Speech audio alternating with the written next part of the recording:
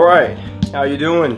My name is Keith Hayden, and I was lucky enough to be requested by Aaron, shout out to Aaron by the way, to create a video about how I used reading to learn Spanish, and I'm very happy to share my story with his audience, with him, and with all of you. So I'm gonna make this video very quick. I'm not gonna ask you to subscribe or like. I don't have a YouTube channel, so I'm just doing this video on my own independently, but I do want to go into my story. So about 4 years ago, I decided I wanted to learn Spanish. Back then, my original goal was to become a Spanish court interpreter.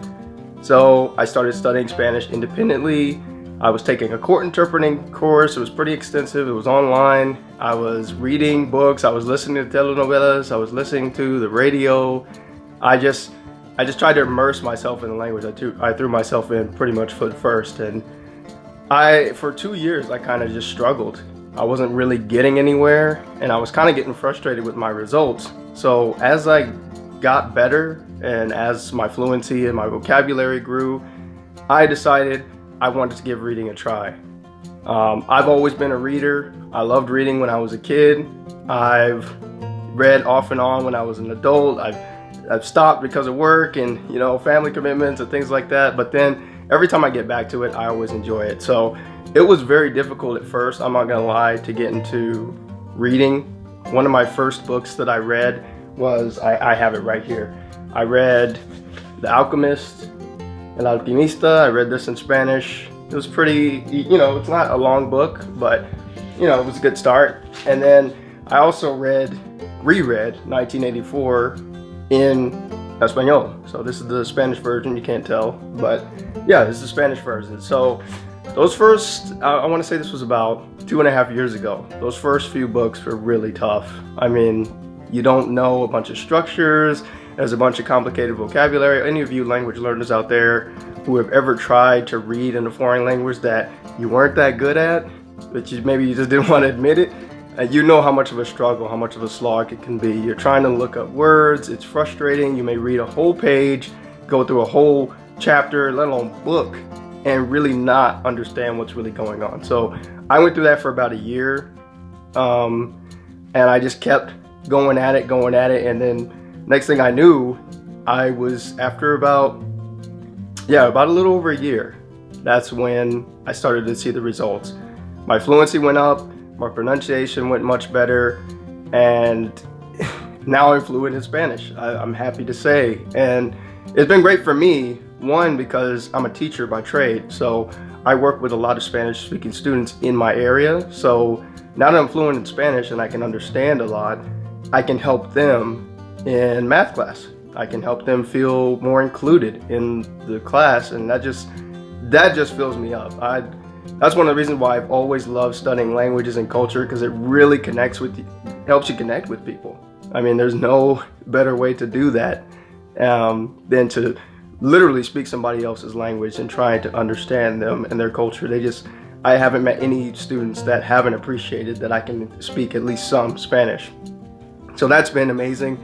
Another great thing that's happened is that I've written a few articles in Spanish on my Medium account if you want to check them out. I'm on, what's my thing on Medium? KW Hayden 11. If you search that, you can find a few articles that I wrote in Spanish, and I have a whole series of articles where I talk about how I learned Spanish, kind of step by step, breaking it down. And then of course, one of the things I'm most proud of is that during that time, I actually published my first book, and it's right here. It's called The Tower of Babbling, right there. And you can see right there, it's a self-study guide and career considerations for independent language learners of any foreign language. So basically, I wanted to condense all of kind of the school of hard knocks, if you will, of language learning into one usable resource that would help take language students from language interested to language literacy. I talk about improving your reading, your writing, your speaking, your listening, all of those things that we love to do as language learners, why we do it, why we really enjoy it. I talk about all that stuff in there. I talk about vocabulary acquisition. I talk about how to tell when you're ready to go to the next level. I talk about how to go pro if you want. You know, like my goal wasn't just to go to a foreign country and visit or speak to my relatives or speak to friends. My goal was to actually use this in my job, which I'm doing now. It's just not my main job as a language person. But yeah, so the book really does that. It really helps take people from there. But I don't want to make this all about the book. This was about the story. And yeah, I'm happy that I was given this opportunity by Aaron. Hope you enjoy this story, and I hope it inspires you to continue learning your language. If you want to check out the book, The Tower of Babbling, you can go to my website, keithhayden.net. That's keithhayden.net.